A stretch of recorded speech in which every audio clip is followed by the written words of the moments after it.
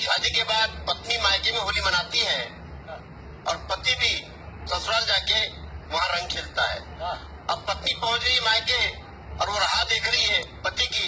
एक गीत प्रस्तुत है कि परदेसी प्रियतम आने वाले मुंडेर पे बोले कागा, परदेसी प्रियतम आने वाले मुंडेर पर बोले कागा, मन में अपने सपन सजाऊं साजन संग खेलू फागा, लेके अबीर और होली आहा आई रंगीली होली, आहा लेके अबीर और होली आई रंगीली होली।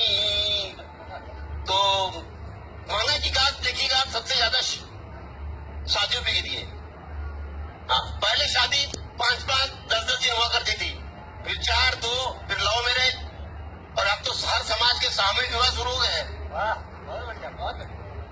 तो एक समाज के नेता ने सोचा कि क्यों ना जिस प्रकार टीवी पर प्रोग्राम आते हैं और उन प्रोग्राम के प्रायोजक होते हैं, वैसे ही क्यों ना हर रस्म के लिए प्रायोजक ढूंढे जाए और उनके पैसों से शादी कराई जाए। मैं अपनी शादी, अब अगर प्रायोजक आए तो विज्ञापन भी आएंगे, तो रस्म और विज्ञापन के बीच में कोई ऐसे हास्यास्पद दृश्य निर्माण होते हैं, वो दृश्य से आपको मैं जोड़ना चाहता हूँ, जुड़िएगा।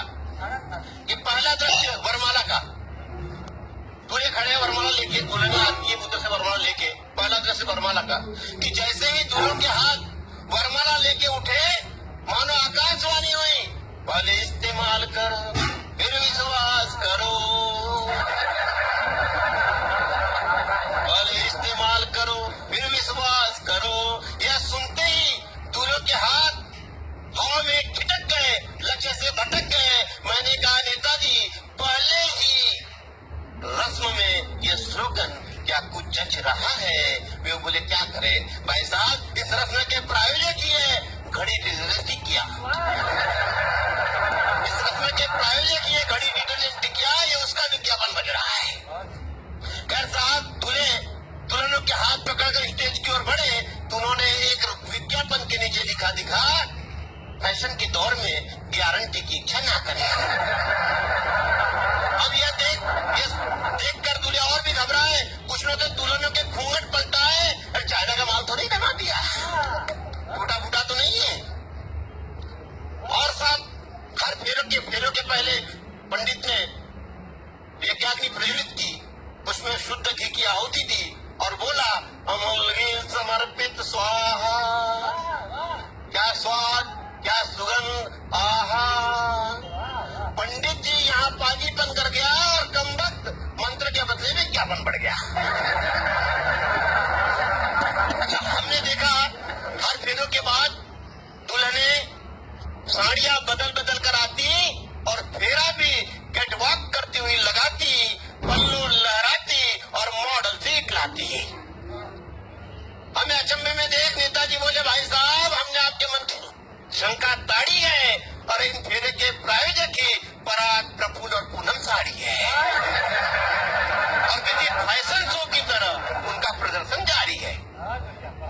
और साहब अंतिम फेरे में तो गजब हो गया, देखिएगा अंतिम फेरे में तो गजब के हो गया जब पंडित ने दुल्हन के कोट पैंट उतरवाए और चड्डी बनियान पर उनसे